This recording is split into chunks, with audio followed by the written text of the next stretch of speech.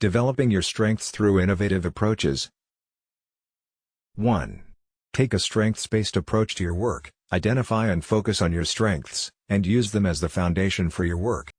2. Create innovative solutions, brainstorm creative solutions to problems and develop new ways of doing things. 3. Pursue learning opportunities, seek out opportunities to learn new skills and knowledge that can help you build on your strengths. 4. Connect with mentors, utilize mentors and coaches to help you build on your strengths and reach your goals. 5.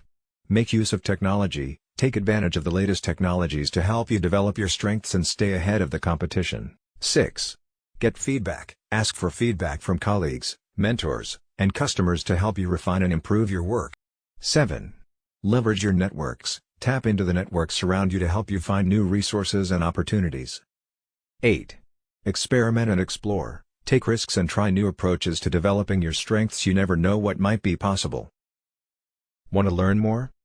Follow and subscribe to our channel.